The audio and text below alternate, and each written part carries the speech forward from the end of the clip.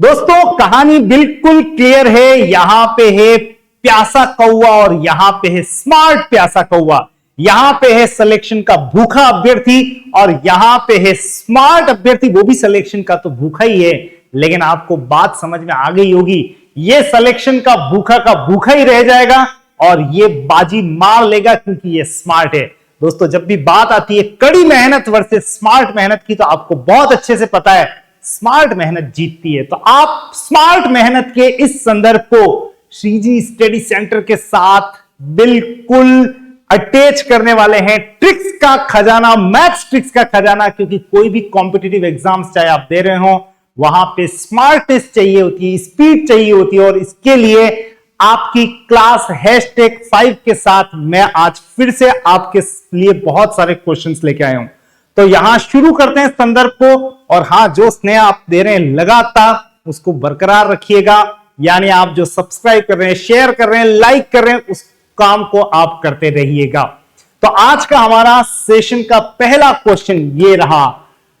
हो, इस क्वेश्चन को देख के सामान्य अभ्यर्थी तो बहुत क्लियर कट ये मन बना लेता है कि मुझे इस क्वेश्चन को एग्जाम हॉल में छोड़ के आना है। लेकिन दोस्तों मैं कह रहा हूं, भले आपको रूट का कुछ भी पता नहीं हो, आप इस क्वेश्चन को करके आएंगे। वैसे तो इसमें डायरेक्ट बात कर सकता हूं मैं, 3 और 2 5, 5 और 5 10, आंसर 1 सेकंड में मिल जाएगा।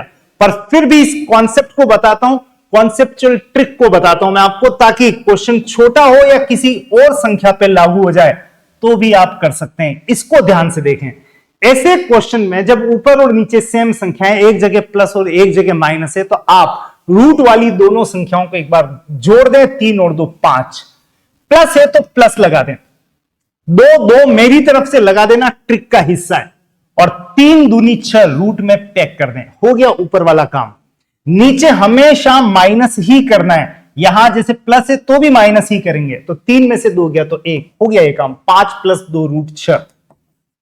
नेक्स्ट इसकी बारी है, इसको सॉल्व करें। 3 और 2 5, माइनस है तो माइनस 2 मेरी तरफ से और रूट 6 लगा दे। 3 दूनी 6 अपॉन 3 में से 2 माइनस करें 1, ये बन गया 5 - 2 रूट 6। और अब बारी है इन दोनों को जोड़ने की, तो ये तो हो गए कैंसल और आपका आंसर आ गया 10। इतना आसान।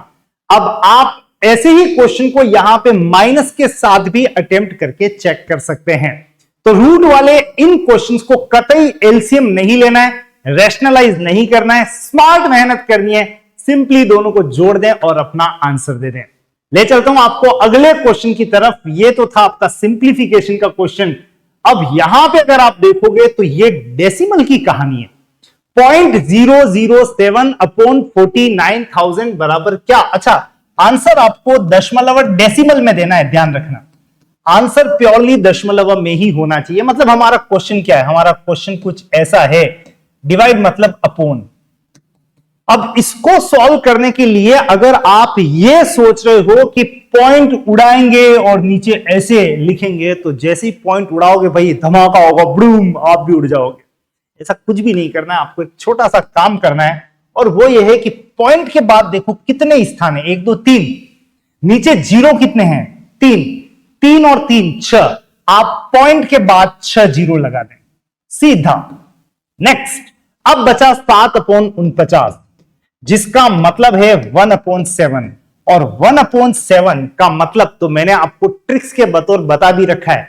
नीचे 7 हो तो आप ऊपर लिख देना 14 28, 7 दूनी 14, 14 दूनी 28। ये भी ट्रिक बन गई फिर से। तो नीचे 7 तो ऊपर 14 28 पॉइंट के बाद बस 7/49 का मतलब 1/7 का मतलब लिख रहा हूं 14 28। आपका आंसर तैयार है। पॉइंट के बाद 6 0 1 4 2 8। This is your answer. So simple. यानी आपको दशमलव को सॉल्व नहीं करना है, सीधा जवाब देना है। देखते हैं हमारे लिए तीसरा क्वेश्चन कहां से आ रहा है। ये औसत से आ रहा है और आप देख सकते हैं 18 के फर्स्ट 9 मल्टीपल्स का औसत क्या होगा? मल्टीपल्स, गुणज। गुणज का मतलब एक तरह से पहाड़ा है। 18 का पहला गुणज 18, 18 दूनी 36, 18 तिया 54, ऐसे चलते चलते 18 × 9 162। क्या इतने सब कुछ लिखने हैं? बिल्कुल भी नहीं। ये तो गनीमत है कि 9 ही पूछे। हो सकता है आपसे 50 पूछ ले, 51 पूछ ले, 60 पूछ ले, तो आपको क्या करना है वो ध्यान रखना। सबसे पहले कितने गुणज पूछ रहे हैं? 9। आप 9 में एक जोड़ दें, 10/2, 5। बस 18 को सीधा गुणा कर दें 5 से, 18 × 5, आंसर तैयार है।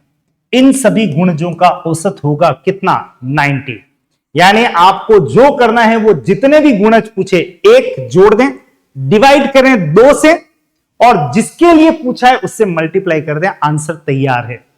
अब ऐसे क्वेश्चन में दिक्कत तब भी आती है जब यहां पे 10 पूछ ले, 12 पूछ ले, तो क्या होगा? तो मैं आपको बताऊंगा नेक्स्ट क्लास में। इंतजार करते रहिएगा, स्मार्ट मेहनत करते रहेंगे।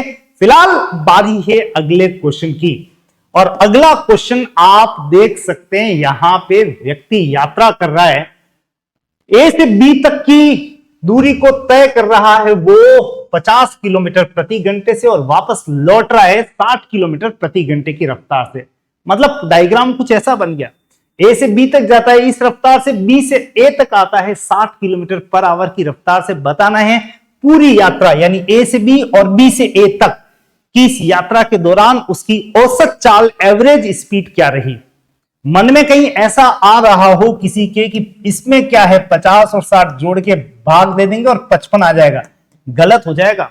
ऐसा कर मत बैठना, क्योंकि जब कभी भी आपको औसत चाल निकालनी हो, औसत नहीं निकालना है, यहां पे औसत चाल बोला है, एवरेज स्पीड। एवरेज स्पीड निकालने के लिए आपको इतना सा ध्यान रखना है कि 2 इंटू जो भी 2 चाल दे रखी है वो लिख लें, 50 × 60। तो 2 इंटू 50 × 60, और 50 और 60 को जोड़ के नीचे लिख दें 110। औसत चाल तैयार है। तो 2 × 50 × 60 अपॉन 50 + 60, जिसका मतलब भी वापस लिख देता हूं 110। यानी आपको यह सॉल्व करना है, और जब आप इसको सॉल्व करेंगे तो 0 से 0 कैंसिल, 100 × 600 अपॉन 11 का मतलब जब आप सॉल्व करोगे तो यह आ रहा है 5 बार भाग जा रहा है, 5 0 का मतलब 4.54, 54.54 किलोमीटर प्रति घंटा। ये कि ये डेटा के साथ ये क्वेश्चन कई बार कॉम्पिटिटिव एग्जाम में पूछा गया है। याद रखना, औसत चाल जब भी निकालनी हो, 2 इंटू दोनों चाल को गुणा करें और नीचे दोनों चाल को प्लस कर दें, आप सीधे औसत चाल पर पहुंच चुके होंगे। संदर्भ को आगे जारी रखते हैं, और फिर से एक और ऐसा प्रश्न जो कई कंपटीशन में कई बार पूछा गया है, और आपको x + 1/x दे रखा है 4, आपको बताना है x² + 1/x² बराबर क्या। जब भी ऐसी सिचुएशन है तो आप इसका स्क्वायर कर दें और माइनस कर दें 2, सीधी ट्रिक को प्ले करें। अब आप यहां पे 4 का स्क्वायर 16 में से 2 माइनस करेंगे तो आंसर आ गया कितना? 14। अब अगर आप जवाब दे सकें तो जरूर से दीजिएगा कि अगर यही क्वेश्चन आगे बढ़ के आपसे पूछ ले x⁴ + 1/x⁴ बराबर क्या, यानी ये दे रखा है और आपको पावर 4 तक पहुंचना है, तो क्या आंसर आने वाला है? कमेंट बॉक्स में जरूर से कमेंट कर दीजिएगा। फिलहाल रुकेंगे नहीं, मैं आपको ले चल रहा हूं एक और प्रश्न के साथ, क्योंकि बात बार बार वही आती है, जब स्मार्ट मेहनत और कड़ी मेहनत की बात आए तो चॉइस क्या होगी? स्मार्ट मेहनत। तो आप जुड़े रहिएगा स्मार्ट मेहनत के लिए इस टीवी से। फिलहाल यहां पे एक और बहुत उम्दा क्वेश्चन, समबाहु त्रिभुज की भुजा नहीं दे रखी है, it is not the side of equilateral triangle. ये समबाहु त्रिभुज की ऊंचाई दे रखी है, इतनी, कितनी? 6√3 मीटर, और आपको निकालना है इसी समबाहु त्रिभुज का क्षेत्रफल। तो आपको यहां पे कोई फॉर्मूला √3/2 × a और √3/2 × a², ऐसा कुछ भी याद नहीं रखना है। आप सीधे ऊंचाई से पहुंच जाएंगे कहां पे? क्षेत्रफल पे। आपको करना क्या है वो ध्यान रखना, जितनी भी ऊंचाई दे रखी हो, जैसे 6√3 को एज इट इज लिख लें, और जो भी संख्या है उसका कर दें स्क्वायर। 6 का स्क्वायर हो गया 36, और क्षेत्रफल तैयार हो गया 36√3। सो इजी, आप समझ गए होंगे। यहां पे कोई फॉर्मूला वर्मूले की बात नहीं कर रहा हूं, जो डेटा दे रखा है √3 आगे लिख लो और 6 का स्क्वायर 36 लिख दो, बस इतना आसान है ऊंचाई से क्षेत्रफल तक पहुंचना। और अब हमारा क्वेश्चन अनुपात समानुपात से। यहां पे देखें x का 2/3, y का 2/5 और z का 2/7। एक खास बात देखो, क्योंकि ये क्वेश्चन भी कंपटीशन का फेवरेट है, एग्जामिनर बार बार पूछता है। ध्यान देना, ऊपर वाले डेटा यहां पे सेम है, 2 2 2, तो आप सीधे जवाब दोगे, कोई प्रोसेस से काम नहीं करोगे। ये 1 सेकंड का क्वेश्चन है, एक मतलब 1 सेकंड। जो भी नीचे दे रखा है 3 5 7, बस वही हमारा आंसर है। तो x अनुपात y अनुपात z का मान होगा कितना, 3 अनुपात 5 अनुपात 7। शायद आप पेन उठाने की सोच रहे हो या सॉल्व करने की सोच रहे हो, रजिस्टर लेके आ जाए सॉल्व कर लेते, नहीं भाई, कुछ भी नहीं, मौखिक आंसर निकलेगा इसका आपका। और इसमें एक बात ध्यान रखना, खास तौर से जब डेटा ऊपर वाले सेम हो तो नीचे वाले डेटा को यूं का यूं रखो, वही आपका आंसर भी बन जाएगा। प्रतीक्षा है शायद एक और क्वेश्चन की, बट यहां पे बात आ रही है कि ये सब फिनिश हो चुका है, तो एक और नहीं, मैं बहुत सारे क्वेश्चंस आपके लिए लेके आऊंगा।